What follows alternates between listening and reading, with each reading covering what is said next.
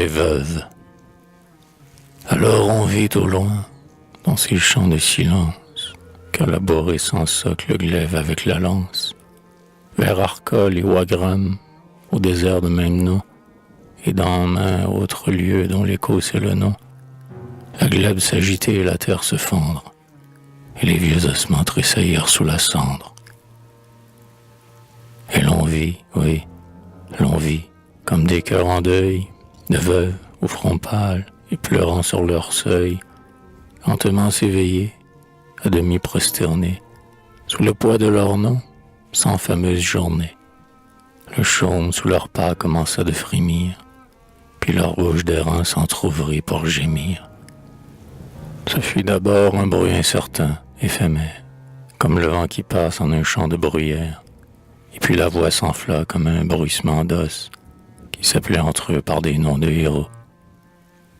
Et la terre écoutait, muette, aride, nue, et ses veuves disaient, en attristant la nuit: moi, je m'appelle Arcole, et je vis au désert, impur est la marème où mon sentier se perd. Celui-là me connaît, qui fit ma pyramide.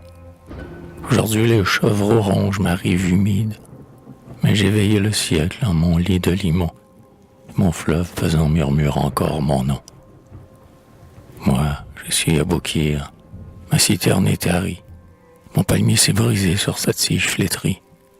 Celui qui sur mon front attacha mon turban ne redescendra plus des sentiers du Liban. Mais, au jour de sa fin, le lion de Damiette se souviendra des eaux que Gaza me rejette. Vous souvient-il de moi? Mon nom est Marengo. Mon pas retentissant émeut encore l'écho. J'ai du vin des combats dans ma coupe féconde, aux lèvres de décès désaltérer le monde. Quand le premier consul, pour lier ses faisceaux, cueillait ma vigne en fleurs sous mes sanglants arceaux. Les cieux s'en souviendront, si la terre l'oublie. Moi, je suis Waterloo, ma coupe n'est que lit. Que le serpent tout seul y boive son venin. C'est moi qui ai renversé le géant par le nain. C'est moi qui veux pleurer, car là, sous mes broussailles, c'est moi qui semai l'épi des funérailles.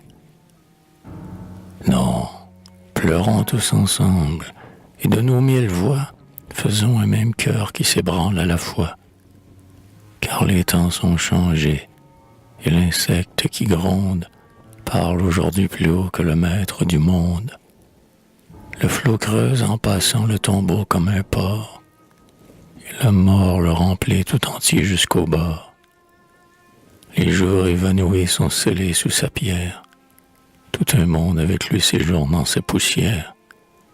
Le monde des héros, des armes, des hasards, des casques, des clairons, des hardis étendards. Et quand le flot le berce en son étroit empire, dans sa tombe avec lui l'éternité soupire.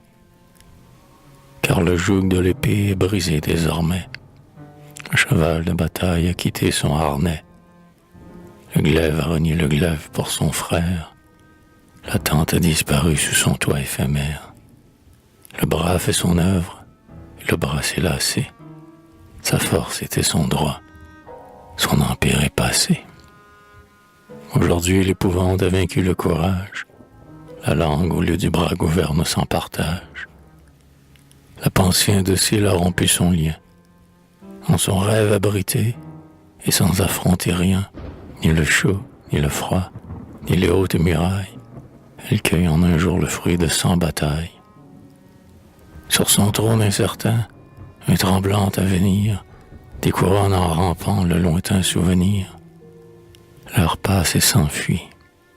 Le lendemain arrive, le passé triomphant s'éloigne sur sa rive. Entre cette heure et l'autre est une éternité.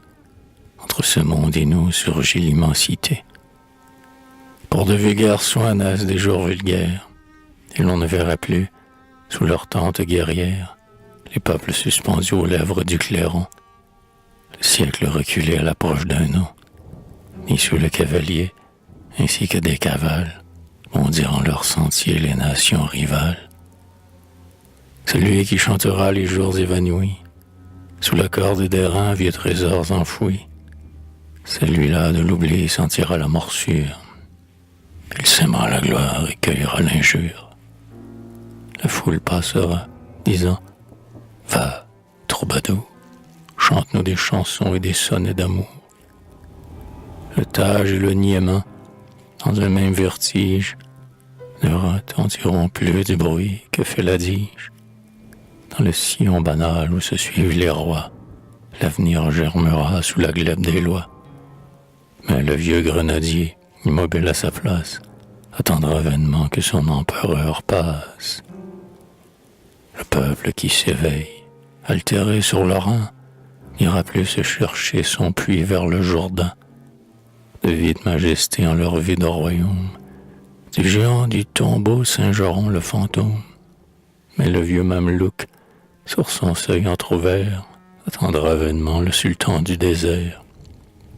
Car celui qui de tir soulevait la poussière, celui qui retenait la langue prisonnière, celui qui sut dorer le frein des nations, Albion l'a reçu sous ses hauts pavillons.